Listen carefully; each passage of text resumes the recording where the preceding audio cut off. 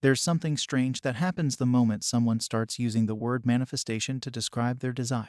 At first, it feels like a positive thing, like finally taking control over life, like stepping into a space of empowerment and possibility. But very quickly, that same word begins to work against the very result it was meant to support. The reason is simple but deeply overlooked. The word manifestation creates a subtle but powerful division. It implies there's something that isn't here yet, something that has to be brought in, pulled in, attracted, achieved, or created through effort. And that implication sets the stage for separation. Instead of living from the truth of being, someone starts living from the illusion of waiting. That's the moment everything starts to shift away from what's natural. Because what used to be a clear inner knowing, "This is already mine," gets replaced with a new, quieter assumption, "This isn't mine yet, but I'll get it." That assumption is the problem, not because it's negative, but because it's subtly saying, "This is separate from me." And when something is seen as separate, the entire energy changes. Suddenly, life becomes about tools, techniques, rituals, and methods to try and bridge that imagined gap. But the gap was never real. It was created by the assumption that there's a manifestation to reach for in the first place. Desire was never meant to be treated like an object or a prize. It's not a project. It's not a goal. It's not a mission. Desire is movement. It's a signal from the deeper self, showing who someone already is on the inside. It doesn't need to be turned into a vision board or a journal entry or a list of affirmations to be real. It just needs to be recognized as already true in consciousness. But the moment it's labeled a manifestation, it's like saying, "This isn't real yet." And then everything becomes about chasing. The mind starts checking for signs. The emotions become tied to timelines. The body tenses with expectation. And all of this comes from a single misunderstanding that most people never even question. The idea that manifestation is something to get, when it was always something to accept. What needs to happen isn't more visualizing or scripting. What needs to happen is a return to the simple truth: nothing is missing. The desire isn't waiting on the outside. It's waiting to be assumed within. That's where the shift happens, not by trying to manifest something, but by refusing to believe it's not already here. The word manifestation makes it a noun, a thing, a possession. But desire is not a possession. It's an identity. An identity can only ever be claimed now. Not chased, not created, just stepped into. It sounds like a powerful title, right? To call oneself a manifestor, it feels bold, confident, like someone has finally figured it all out. But if we look deeper, that identity carries a trap that most people never notice. Because when someone calls themselves a manifestor, what they're actually doing is separating themselves from what they want. It sounds strange at first, but stay with this. The word manifestor implies effort. It implies that there's something to be done, something to bring in, something not already part of who they are. It makes the whole journey about the doing, rather than the being. And that's where the subtle tension begins. Because now, instead of simply accepting the desire as already true, they take on the role of the one who must make it happen. That creates pressure. That creates mental noise. That creates resistance. The real truth is, nobody needs to become a manifestor, because everyone is already manifesting all the time. It doesn't stop. The mind is always assuming something, always creating from a state of being, whether consciously or not. So the goal isn't to become someone who manifests. The goal is to become aware of what's being assumed. That's it. Because whatever is assumed consistently, not just with words, but with identity, will eventually show up as life experience. That's the law. But this manifestor identity often becomes another distraction. People take it on with pride, thinking they're evolving, when really they've just added another layer of separation. Now they're not just a person who wants something. They're a person who's trying to manifest it, which is still rooted in the belief that it's not already true. The law doesn't respond to effort. It responds to assumption. And assumption has nothing to do with how hard someone tries. It has everything to do with how naturally they accept something as done. So, what ends up happening is that the more someone identifies as a manifestor, the more they subtly tell themselves they don't already have what they want. The identity becomes tied to longing, not to fulfillment. And the outside world mirrors that back. Not because the universe is withholding anything, but because it's reflecting the dominant assumption: I am someone who is trying. That energy creates more trying, more waiting, more doing. And nothing shifts, because the assumption never did. This is why the most powerful thing anyone can do isn't to become better at manifesting. It's to drop the whole concept of manifesting altogether. Stop trying to be a manifestor and start being the version of self who already has it. That's where the magic lies. Not in doing more, not in chasing, but in recognizing that it's always been about identity, not effort. The law is simple, so simple that most people miss it completely. They try to turn it into a science, a system, or a sequence of steps, but none of that is necessary. Because when everything is stripped away, all the methods, all the journaling, all the techniques, what's left is the real engine behind every change: assumption. That's it. And once that's understood, Everything else becomes noise. There is no manifestation process. There is only assumption. What is assumed to be true, even if it feels like a lie in the beginning, will harden into fact if it is persisted in. But here's where most get stuck. They think they're assuming something new, but they're still assuming the old. They say affirmations like, I have it now, but inside they're still feeling like someone who's waiting.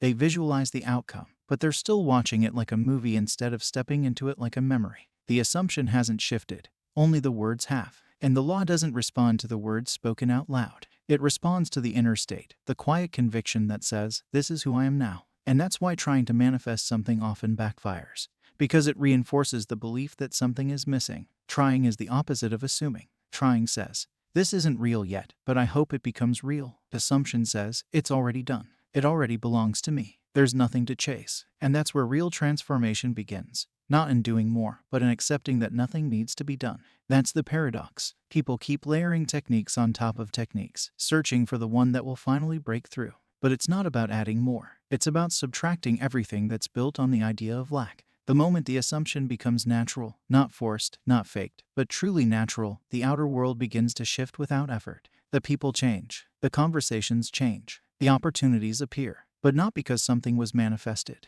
It's because the outer world is simply catching up with what's been true inside all along.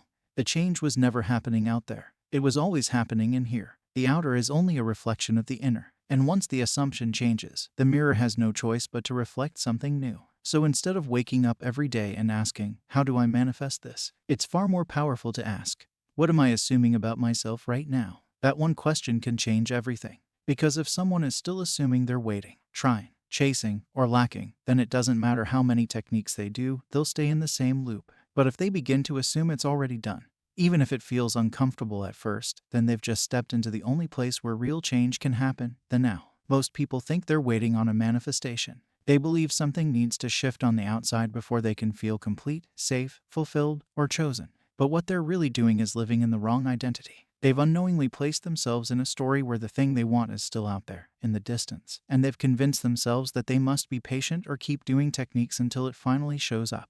But the truth is, nothing is actually being delayed. The outer world is just a reflection of the identity that's currently being lived in, the one that says, I'm not there yet. And this is what causes that deep frustration. Because it feels like something is close but just won't click into place. That feeling comes from trying to live as one version of self while desiring the life of another. There's a split, a tension between who someone is being and what they want to experience. They think they're doing everything right.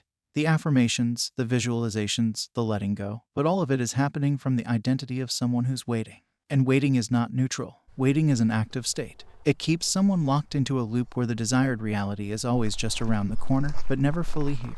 The law doesn't delay. It doesn't test. It Gravando. simply reflects. So when someone is in the identity of almost, life will give them more almost. Pode parar When they're aí. being someone who is trying, Isso. they experience more trying.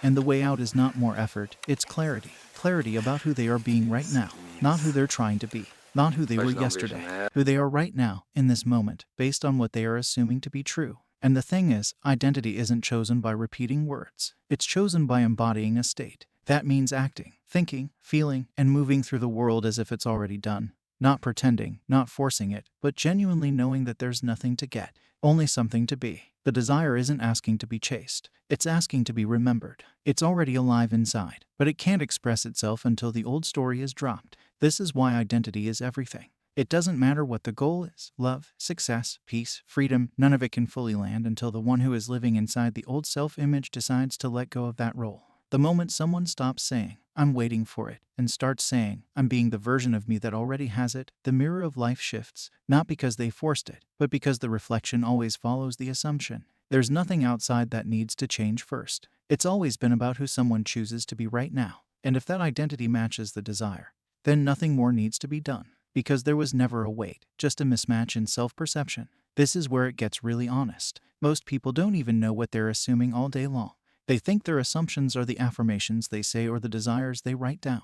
But assumptions aren't what's spoken out loud.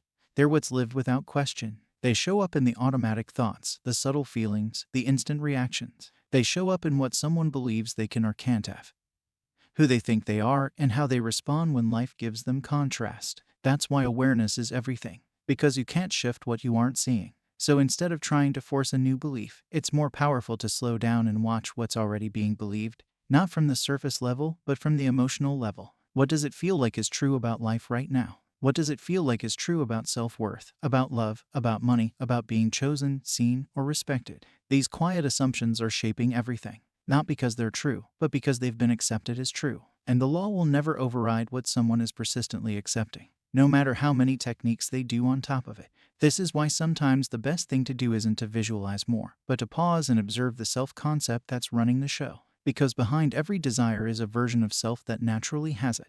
And that version isn't out there in the future, it's already available now. But it requires dropping the identity that keeps saying this isn't mine yet. It's not about becoming better. It's about becoming more honest. Honest about what's been assumed. Honest about what still feels missing. And then gently, patiently, stepping into a new state, one that doesn't need to prove, chase, or manifest anything, because it already lives from the end.